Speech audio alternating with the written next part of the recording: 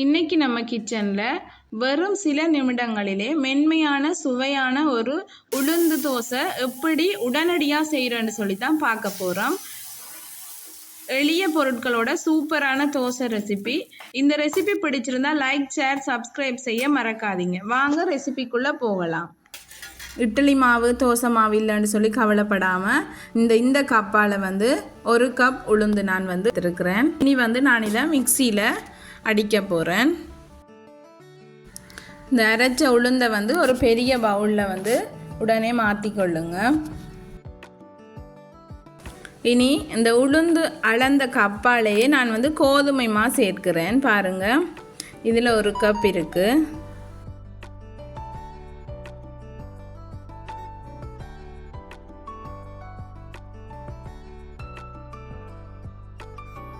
ஒரு கப் உளுந்துக்கு நான் 3 கப் கோதுமை மா எடுத்துருக்கிறேன். இனி இந்த உளுந்தையும் இந்த கோதுமை மாவையும் ஒருக்கா மிக்ஸ் பண்ணணும்.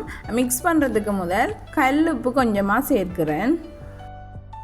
அதோட ஒரு பிஞ்ச் அளவு அப்ப சோடா சேர்க்கிறேன்.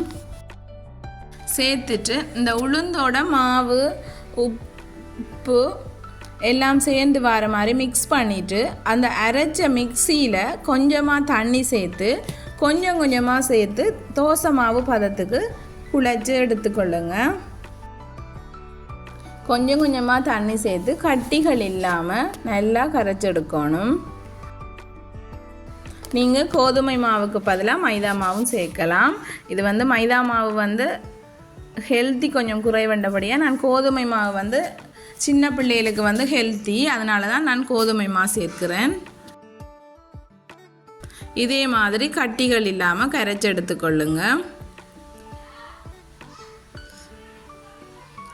இதுக்கு நான் ஒரு தாளிப்பு கொடுக்க போகிறேன். ஒரு சின்ன தாச்சி வச்சுட்டு எண்ணெய் கொஞ்சமாக சேர்த்துட்டு கருவேப்பிலை கொஞ்சமாக போட்டுட்டு அதோட பெரிய சீரகம் கொஞ்சமாக, வெந்தயம் கொஞ்சமாக, ஒரு கேரட் துருவி வச்சுருக்கிறேன். அதே மாதிரி ஒரு மீடியம் சைஸ் பெரிய வெங்காயத்தை குட்டியாக கட் பண்ணி வச்சுருக்கிறேன். அதையும் நான் இதோடு சேர்த்துக்கொள்கிறேன். ரொம்பவே டேஸ்டி, ஹெல்த்தியாக இருக்கும் இந்த தோசை. கண்டிப்பாக ட்ரை பண்ணி பார்த்துட்டு எப்படி இருக்குன்னு சொல்லி கமெண்டில் சொல்லுங்கள். பாருங்கள், இதே மாதிரி அந்த கேரட்டோட நிறம் எல்லாம் மாறி நல்ல ஒரேஞ்ச் கலராக வந்ததும் எடுத்துருங்க.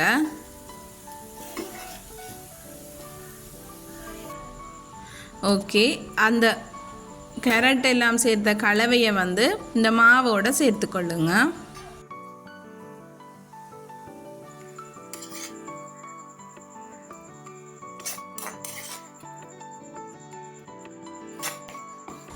எல்லாம் சேர்த்துட்டு நல்லா ஒருக்கா மிக்ஸ் பண்ணி விடுங்க.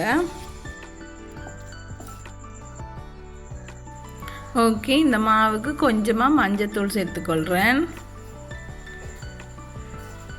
சேர்த்துட்டு அதையும் நல்லா மிக்ஸ் பண்ணி விடுங்க.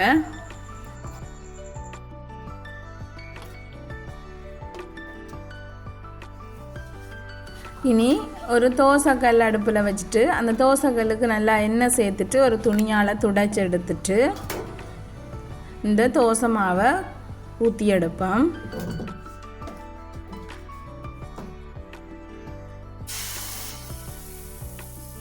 நான் சின்ன குழிக்கரண்டியால் 2 கரண்டி விட்டுட்டு அதே கரண்டியாலேயே பாருங்கள் நல்லா ஸ்ப்ரெட் பண்ணி விடுறேன்.